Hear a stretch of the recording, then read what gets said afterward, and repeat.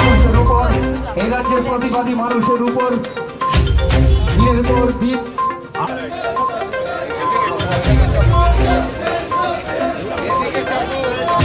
অত্যন্ত সুশৃঙ্খলভাবে যে সমস্ত আমাদের ভলান্টিয়ার আমরা এত রক্ত ঝরেছে গত 4 বছর, আমরা এটা চাই না।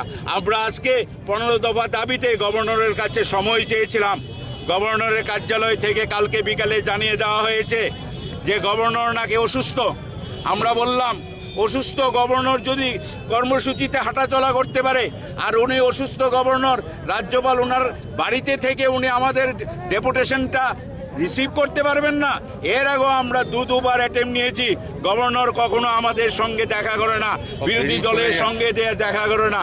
এই পরিস্থিতি দাঁড়িয়ে আজকে আমাদের ভাবতে হচ্ছে যে এই লড়াই আমাদের লড়তে হবে। এই লড়াইয়ে আমরা আজকে 15 দফা দাবিতে রাজপথে আমরা 15 দফা দাবির নিরিখে আজকে আমাদের ঐতিহাসিক রাজভবন অভিযান। আপনারা দেখেছেন হাজার হাজার মানুষ আসছে, এখনো আসছে, এবং আমরা 15 দফা দাবির মধ্যে আইন শৃঙ্খলা আজকে আমাদের একটা ভয়ঙ্কর আঘাত। ত্রিপুরা রাজ্যের মানুষের একটা সজ্জন নেতৃত্ব ছাত্র জীবন থেকে এই রাজ্যের মানুষের জন্য লড়াই করে গেছে। ওর বাবাও প্রাক্তন মন্ত্রী ছিল, মুজিবুর ইসলাম মজুমদার।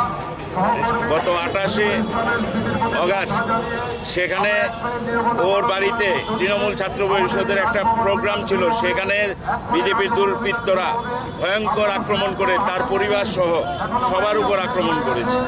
এই আক্রান্ত হওয়ার পর সে সহ শুভঙ্কর মজুমদার আরেকজন ছাত্র নেতা, দুজনকে আমরা সঙ্গে সঙ্গে SSKM হাসপাতালে পাঠালাম। অন্যরা এখানে আরও 5-6 জন ইনজুর্ড ছিল। সেখান থেকে 1 মাস পরে শুভঙ্কর মজুমদার সুস্থ হয়ে ফিরলেন।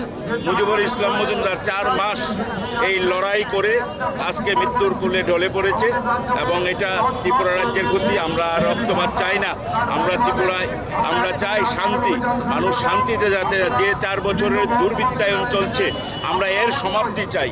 মুজিবুর ইসলাম, শহীদ মুজিবুর ইসলাম আজকে রক্ত দিয়ে এই রাজ্যের গণতন্ত্রের লড়াই লড়ে গেছে।